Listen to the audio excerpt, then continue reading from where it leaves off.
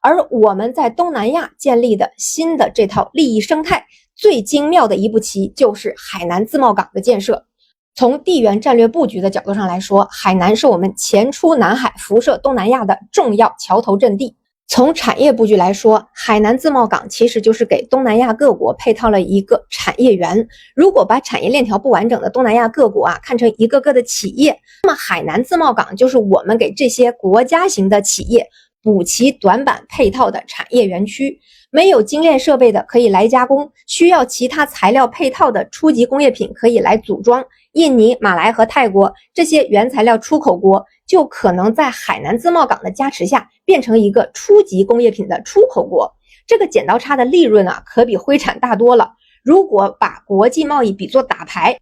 泰国、马来西亚和印尼如果只单一出口原材料，3个国家就如同单出一个3、一个4、一个5。而海南自贸港的价值就是把东盟国家这3、4、5给凑成一条龙。而如果配套上我们的关键零部件或者加工环节，还可以给它凑出个6、7、8。这3、4、5、6、7、8一条龙打出去，原本被发达国家出牌轻松管住的原材料出口国，一下子就变成了让他们要不起的工业国大佬。东盟国家未来实际上就可以在海南把自己本国没有的加工环节给配齐了再出口，这里面创造的更高的附加值、节约的时间成本和运输成本都会转化成东南亚国家的巨额利润。这个利润有多大呢？新加坡发家致富其实赚的就是东盟各国这部分的钱。曾经无论是我国内陆的货物还是东南亚各国的货物都要绕到新加坡去中转。印尼来中国得先拐去新加坡卸货、报关，再装船，折腾下来至少30天，每吨棕榈油仅中间环节就要多花120美元。而我们内陆的货物呢，也要从长江运到出海口，绕到新加坡，再分别装船销往东盟等国家。实际上，印尼的船直接到海南只需要6天，航程缩短了2000公里。为啥非得舍近求远呢？一方面，因为东南亚各国体量小，出口给我们的货得先用小船从各地运到新加坡汇总，聚成大船销往我们这里。而我们的货呢，也是小船走内河运输到舟山或者上海港，凑成大船到新加坡，再分散成小船给东盟各国。如今海南封关，原来绕去新加坡才能做的事儿，到海南就可以做，距离近，速度快，选项会越来越多。24年新加坡3800亿美元的转口贸易额里，中印尼贸易的过路费就占了 15%。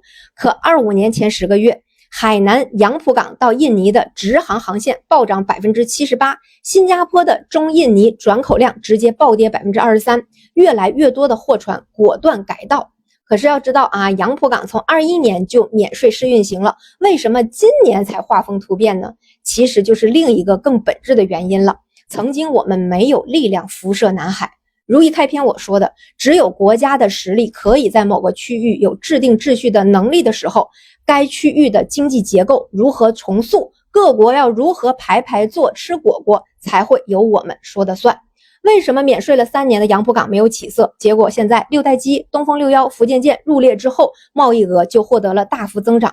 为啥新加坡之前也没见跟小鬼子多亲热，现在就开始朝前看了？都是经济的博弈，也都是实力的较量。只有战斗力可以震慑一切域外势力。海南封关、自贸港建设，给各国提供一块工地，作为共同的免税加工工业园区的这个大旗才能成立。不然给这些小国800个胆子，他们也不敢得罪跟美国穿一条裤子的新加坡。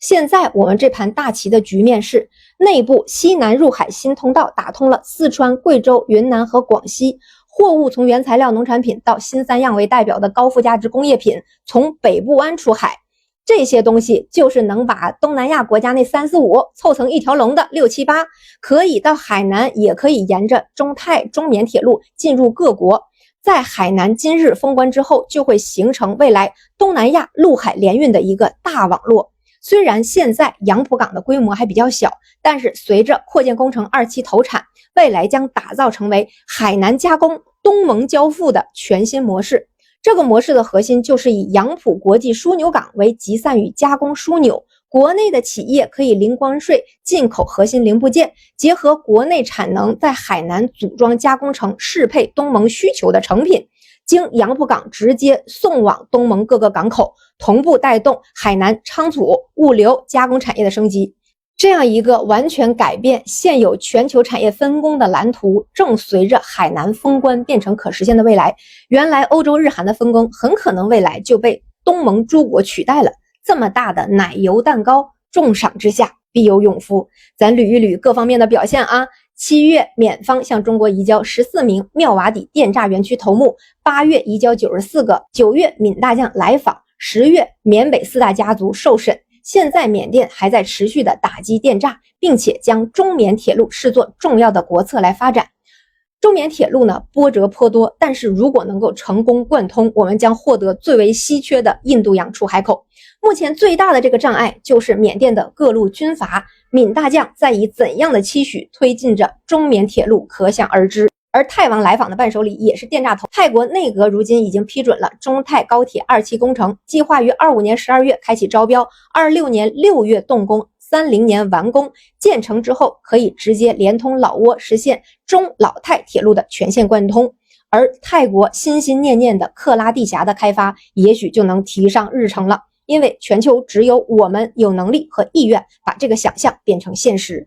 可以说，东南亚各国如果想像当年的韩国和日本搭美国的快车那样搭上中国的发展快车，内部新崛起的政治力量第一件事做的就是要打击回产，与我们的产业链休戚与共。当年朴正熙创造汉江奇迹是何等的果断狠辣，东南亚各家新政治势力的崛起，想要自己的奇迹，自然要各凭本事。很显然啊，柬埔寨被洪家的选择扯了后腿。如今的日韩跟东盟诸国的力量对比，未来大概率是会对调的。毕竟啊，凑上了6、7、8的东南亚3、4、5一条龙，怎么都比如今日韩这2个老六配一个越南也凑不出一个3带1强。对，牢牢的跟这俩老六绑在一起的就是越南。越南的地缘和立场，既是他获得日韩美投资和援助的优势，也是未来被抛弃的诅咒。所以南海之上，实力为盾，自贸为桥。海南封关与陆海通道搭建起全新的利益框架，泰缅清剿灰产、绑定基建的选择，可以说是对旧秩序的告别，也是对新机遇的拥抱。泰国可以借力处理阻碍这个地缘趋势的那个邻居，甚至可以获得打通克拉地峡的良机。缅甸其实也可以搭上我们寻求印度洋出海口的顺风车，走向有序和统一。一切正在加速，一切也刚刚开始从速。那些挣脱灰产枷锁、锚定合规发展的东南亚政治新势力，终将借由产业协同的红利实现崛起，而执着于旧有利益链条或者摇摆不定的政治势力，终将被时代的浪潮所抛下。这场东南亚的大洗牌，既是地缘实力重塑的必然，更是文明发展路径的再选择。一个更健康、更紧密、更具韧性的区域生态，正在南海之滨缓缓成型。这么长的看完了，关注一下吧。